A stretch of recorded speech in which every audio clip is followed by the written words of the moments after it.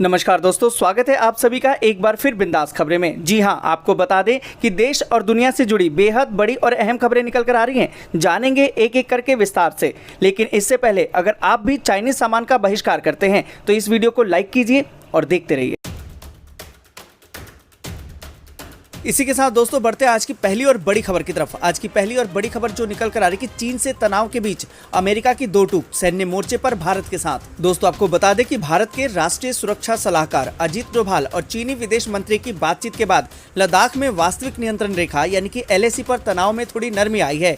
चीनी सेना पीछे हटने लगी है, लेकिन फिर भी भारतीय सेना और मोदी सरकार चीन की चालबाजी को लेकर पूरी तरह से सतर्क है।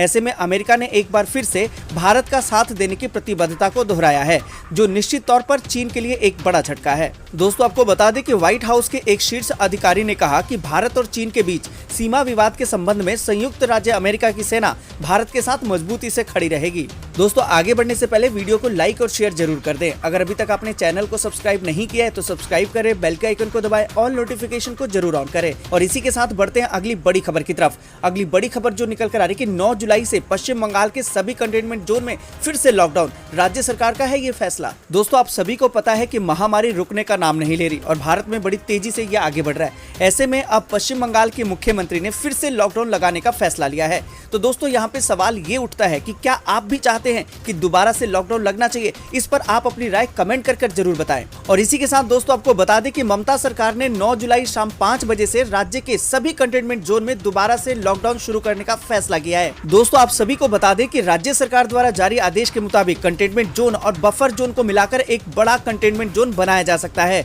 और इन जोन में सख्त लॉकडाउन लागू किया जाएगा। दोस्तों आपको बता दें कि लॉकडाउन के दौरान कंटेनमेंट जोन वाले इलाके में सभी सरकारी और गैर सरकारी दफ्तर बंद रहेंगे। इन इलाकों में किसी भी तरह की गैर जरूरी गतिविधियों की अनुमति नहीं होगी।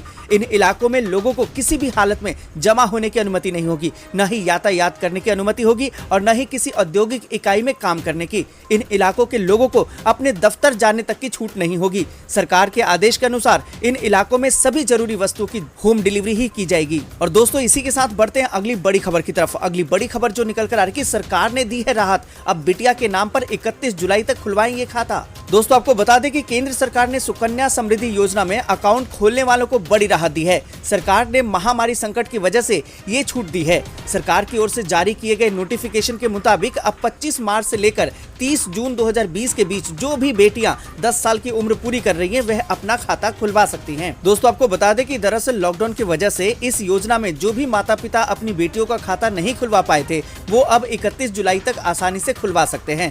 पहले के नियमों के मुताबिक जन्म से 10 साल की उम्र पूरी करने वाले बेटियों का ही सुकन्या समृद्धि योजना के तहत खाता खुलवाने की इजाजत थी। दोस्तों आपको बता दें कि फिलहाल सुकन्या समृद्धि योजना में 7.6% का सालाना ब्याज मिलता है। इस योजना के तहत एक वित्त वर्ष में कम से कम 250 रुपए और अधिकतम 1.5 लाख रुपए जमा किए जा सकते हैं और एक पिता अधिक से अधिक 2 बेटियों के नाम से अकाउंट खुलवा सकता है। दोस्तों अगर आप भी अपने बच्चियों के लिए ये खाता खुलवाना चाहते हैं तो आप खुलवा सकते हैं। 31 जुलाई इसकी अंतिम तारीख है। दोस्तों इसी के साथ बढ़ते हैं अगली बड़ी खबर की तरफ। अगली बड़ी खबर जो निकल कर आ रही है, रिलीज से पहले ही सुशांत की फिल्म ने तोड़े रिकॉर्ड, एवेंजर्स को भी पीछे छोड़ा। दोस्तों आपको बता दें कि सुशांत सिंह राजपूत की फिल्म दिल बेचारा का ट्रेलर रिलीज हो चुका है। इस फिल्म को सुशांत के सुसाइड के बाद से ही जबरदस्त चर्चा मिल रही है। कई फैंस के साथ ही साथ सेलेब्स भी सुशांत को ट्रिब्यूट देने के लिए ज्यादा से ज्यादा फिल्म के ट्रेलर को देख रहे हैं। यही कारण है कि इस फिल्म के ट्रेलर ने अपनी रिलीज के पहले दिन ही एक अनूठा रिकॉर्ड बना दिया है। दरअसल सुशांत की फिल्म के ट्रेलर को अब तक यूट्यूब पर 5.3 मिलियन यानी कि 53 लाख लोग लाइक कर चुके हैं और कोई भी फिल्म लाइक के मामले में दिल बेचारा के आसपास भी नहीं है। माना यह जा रहा है कि ये संख्या और भी बढ़ सकती है। दोस्तों आपको बता दें कि हॉलीवुड फिल्म एवेंजर्स ने दुनिया भर में शानदार रिकॉर्ड बनाए थे और दिल बेचारा से पहले इस फिल्म के पास सबसे ज्यादा यूट्यूब लाइक्स का रिकॉर्ड था। इस फिल्म के ऑफिशियल ट्रेलर को 3.6 मिलियन लोगों ने यूट्यूब पर लाइक किया था। दोस्तों क्या आपने इस फिल्म का ट्रेलर देखा है? अगर नहीं देखा तो जरूर देखिए और अपना एक्सपीरियंस कमेंट करके जरूर शेयर कीजिए। और दोस्तों इसी के साथ बढ़ते हैं अगली बड़ी खबर की तरफ। अगली बड़ी खबर जो निकल कर आ रही है, स्टेशन पर ट्रेन आते ही जलेंगी लाइट्स, जाते ही हो जाएगी ऑफ। यहाँ हुई है इसकी शुरुआत। दोस्तों आपको बता दें कि पश्चिम मध्य रेलवे के भोपाल रेल मंडल ने ऊर्जा संरक्षण के क्षेत्र में एक अहम कदम उठाया है। अब स्टेशन पर जैसे ही कोई ट्रेन आएगी तो प्लेटफॉर्म की लाइट्स अपने आप जल जाएगी और ट्रेन के जाते ही लाइट्स बंद हो जाएगी। इससे बिजली की बचत होगी। आपको बता दें कि भोपाल रेल मंडल के अधिकारियों के मुताबिक वर्तमान में Jabalpur railway station platform number 1 पर इसकी व्यवस्था की गई है। दोस्तों आपको बता दें कि रेलवे ने ट्वीट करके जानकारी देते हुए कहा है कि ऊर्जा संरक्षण की दिशा में भारतीय रेल हमेशा ही प्रयासरत रही है। इसी कड़ी में पश्चिम मध्य रेल के जबलपुर स्टेशन पर अनूठी पहल की गई है, जिसमें प्लेटफॉर्म पर ट्रेन नहीं होने पर ऑटोमेटिक 70% लाइटें बंद रहेंगी, सिर्फ 30% लाइटें ही जलेंगी, जबकि ट्रेन आने पर अपने आप ही सभी लाइटें जल जाएंगी। भोपाल मंडल में ऊर्जा संरक्षण की दिशा में ये एक महत्वपूर्ण कदम है। इससे बिजली की भारी बचत होगी। और दोस्तों इसी के साथ बढ़ते हैं अगली बड़ी खबर की तरफ। अगली बड़ी खबर जो निकल कर आ रही कि माता पिता ने अपने इलाज के लिए बचाए थे 16 लाख, किशोर बेटे ने पबजी गेम खेलने में उड़ा दी सारी रकम। दोस्तों खबर को विस्तार से जानने से पहले आपके लिए एक सवाल, क्या आप भी पबजी खेलते हैं? अगर खेलते हैं तो ये खबर आपके लिए अहम हो सकती है। दोस्तों आपको बता दें कि ऑनलाइन गेम्स की लत को लेकर कई अजीबोगरीब मामले सामने आए हैं, जिसने लोगों को चौंका दिया है। ऐसा ही एक मामला पंजाब के खरार से सामने आया है।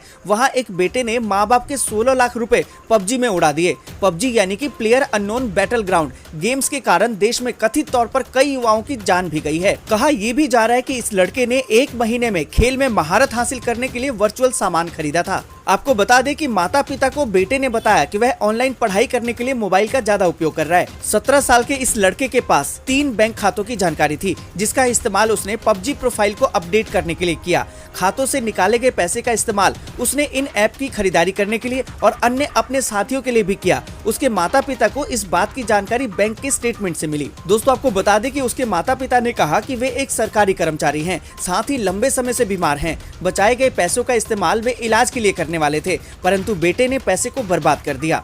दोस्तों यहाँ पर सवाल अब आपके लिए भी है, क्या आप भी ऐसा करते हैं? अपने प्रोफाइल को अपडेट करने के लिए आप भी पैसे की बर्बादी करते हैं या समय की बर्बादी करते हैं? ये आप खुद सोचिए और कमेंट करके जरूर बताइए। दोस्तों इसी के साथ बढ़ते हैं अगली बड़ी खबर की तरफ। अगली बड़ी खबर जो निकल कर आ रही है कि SBI के ग्राहक हैं तो ATM से OTP के जरिए कर सकते हैं नकद निकासी। दोस्तों आपको बता दें कि भारतीय स्टेट बैंक यानी कि SBI ATM से 10,000 रुपए से अधिक की नकदी निकालने का एक सुरक्षित तरीका दे रहा है।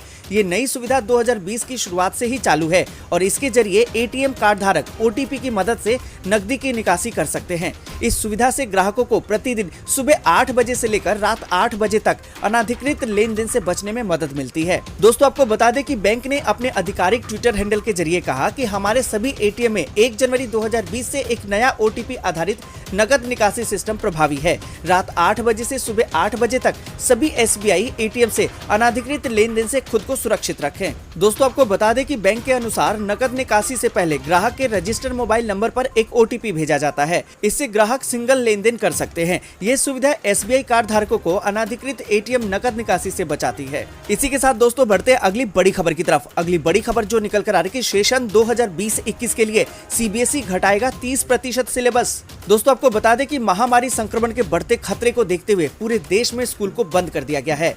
स्कूल बच्चों को ऑनलाइन माध्यम से सिखा तो रहे हैं, बदले हुए माहौल को देखते हुए सरकार ने CBSE के सिलेबस को 30% तक घटाने का निर्णय लिया है, जिसके बाद CBSE ने नए सत्र 2020-21 का नया करिकुलम भी छात्रों के लिए जारी कर दिया है। आपको बता दें कि सिलेबस में ये बदलाव सिर्फ 9वीं से 12वीं कक्षाओं के लिए किया गया है। दोस्तों आपको बता दें कि छात्र CBSE की आधिकारिक वेबसाइट के माध्यम से पूरा करिकुलम देख सकते हैं। इस बारे में मानव संसाधन विकास मंत्री डॉक्टर रमेश पोखरियाल निशंक ने ट्वीट करके कहा कि लर्निंग अचीवमेंट के महत्व को ध्यान में रखते हुए और मुख्य अवधारणाओं को बरकरार रखते हुए सिलेबस को 30% तक तर्कसंगत बनाने का निर्णय लिया गया है।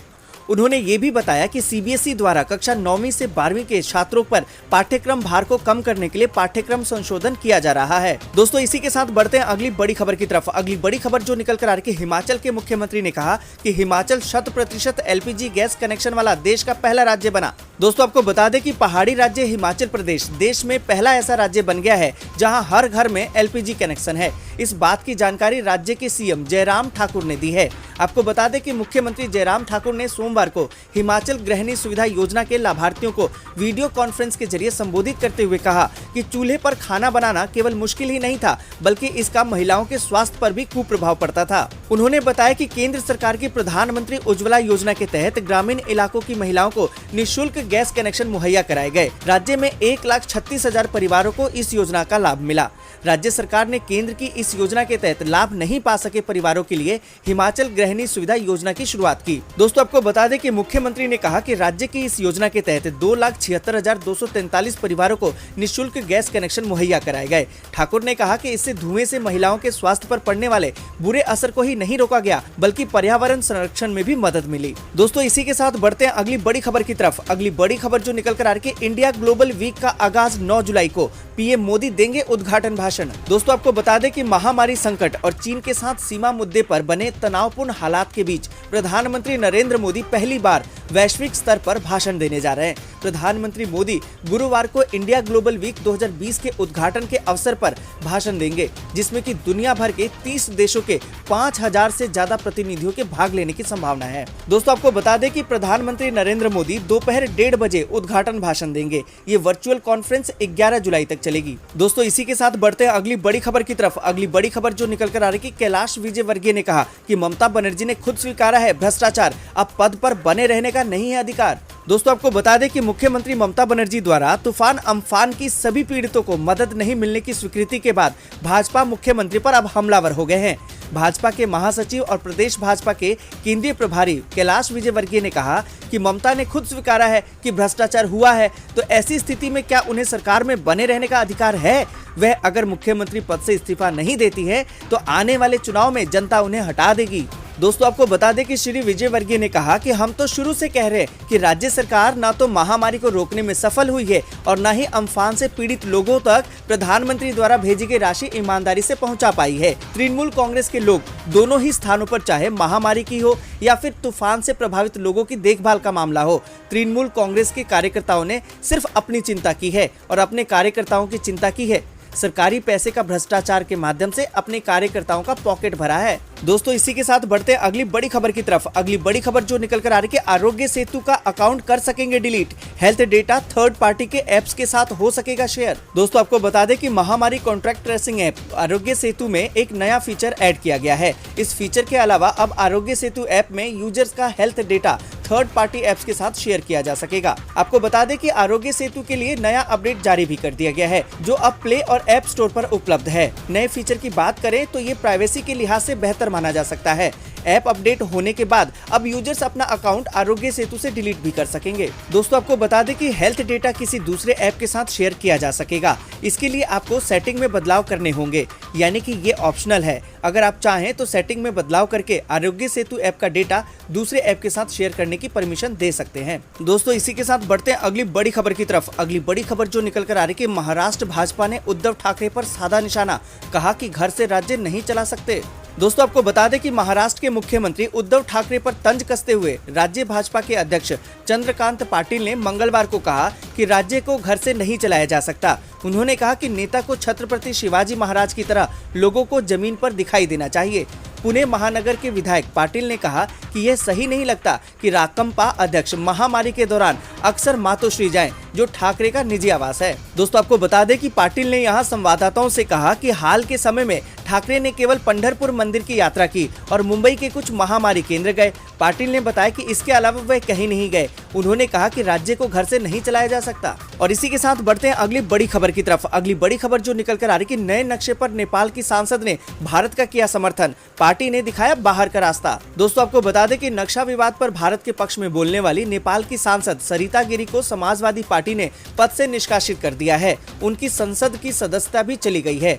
नक्शा विवाद पर सरिता गिरी शुरुआत से ही नेपाल सरकार के खिलाफ खुलकर विरोध करती रही है। दोस्तों आपको बता दें कि हाल ही में संविधान संशोधन में सरिता गिरी ने खुलेआम विरोध किया था। सरकार द्वारा नए नक्शे को संविधान का हिस्सा बनाने के लिए लाए गए संविधान संशोधन प्रस्ताव पर अपना अलग से संशोधन प्रस्ताव डालते हुए जनता समाजवादी पार्टी की सांसद सरिता गिरी ने इसे खारिज करने की मांग की थी। दोस्तों आपको बता दें कि इसी कारण अब उन्हें पार्टी से निकाल दिया गया है। इसी के साथ दोस्तों बढ़ते हैं अगली बड़ी खबर की तरफ। अगली बड़ी खबर जो निकल कर आ रही है कि सपा अध्यक्ष अखिलेश यादव ने कहा कि अपराध, बेरोजगारी, अन्याय और खराब शिक्षा में यूपी नंबर 1। दोस्तों आपको बता दें कि समाजवादी पार्टी के राष्ट्रीय अध्यक्ष और यूपी के पूर्व मुख्यमंत्री अखिलेश यादव ने कहा कि मुख्यमंत्री ने अपने अलादीन के चिराग से उत्तर प्रदेश को हर मामले में नंबर 1 बना दिया है। सत्ता संरक्षित अपराधों में नंबर 1, रोजगार विनाश में नंबर 1, महामारी की धीमी जांच में नंबर 1, किसानों की बदहाली में नंबर 1, बीमार स्वास्थ्य सेवाओं में नंबर 1, गड्ढा युक्त सड़कों में नंबर 1, जातिगत भेदभाव में नंबर 1, खराब शिक्षा में नंबर 1 और अन्याय में भी उत्तर प्रदेश अब नंबर 1 पर है। दोस्तों आपको बता दें कि सपा अध्यक्ष अखिलेश यादव ने मंगलवार को जारी बयान में कहा कि भाजपा सरकार में किसान सबसे ज्यादा परेशान है। किसानों को प्रधानमंत्री फसल बीमा का लाभ नहीं मिल रहा। वे बीमा कंपनी के छलावे के शिकार हो रहे हैं। खड़ी फसल को पशु बर्बाद कर रहे हैं। बिजली कटौती से खेतों में बुआई के काम में बाधा पड़ रही है, जबकि बाजार में बिचौलियों की वजह से सब्जियों के दाम बढ़ गए। सपा अध्यक्ष ने कहा कि देश में पहले से ही बेकारी चल रही है, महामारी काल में इसमें और ज्यादा वृद्धि हुई है। दोस्तों उत्तर प्रदेश का ये हाल अखिलेश यादव ने बताया है। इस पर आप क्या सोचते हैं कमेंट करके जरूर बताइए। और इसी के साथ दोस्तों बढ़ते हैं अगली बड़ी खबर की तरफ। अगली बड़ी खबर जो निकल कर आ रही है कि दिल्ली में महामारी के बढ़ते मामलों के बीच बढ़ी है प्लाज्मा की मांग। सीएम केजरीवाल ने की है लोगों से अपील। दोस्तों आपको बता दें कि दिल्ली में महामारी के कारण दम तोड़ने वालों के बढ़ते आंकड़ों को कम करने के लिए दिल्ली के मुख्यमंत्री अरविंद केजरीवाल ने लोगों से प्लाज्मा डोनेट करने की अपील की है। उन्होंने ऑनलाइन प्रेस कॉन्फ्रेंस में कहा कि दिल्ली में महामारी के मामले 1 लाख के करीब पहुंच चुके हैं, लेकिन घबराने की जरूरत नहीं है क्योंकि लगभग 72,000 लोग ठीक भी हो चुके हैं। उन्होंने कहा कि दिल्ली में इस समय लगभग 25,000 महामारी के सक्रिय मामले हैं, जिनमें से 15,000 होम आइसोलेशन में हैं। दोस्तों आपको बता दें कि सीएम केजरीवाल ने कहा कि होम आइसोलेशन वालों का सरकार पूरा ध्यान रख रही है। उनको रोजाना फोन करने के साथ साथ ऑक्सीमीटर भी उपलब्ध करवाए गए हैं। दिल्ली में महामारी के कारण दम तोड़ने वालों के आंकड़े में कमी आई है। इस आंकड़े को और कम करने के लिए सरकार प्रयासरत है। दोस्तों आपको बता दें कि सीएम केजरीवाल ने कहा कि उन्होंने रविवार को खुद महामारी से ठीक होने वाले मरीजों से बात की और उन्हें प्लाज्मा दान करने के लिए अपील की।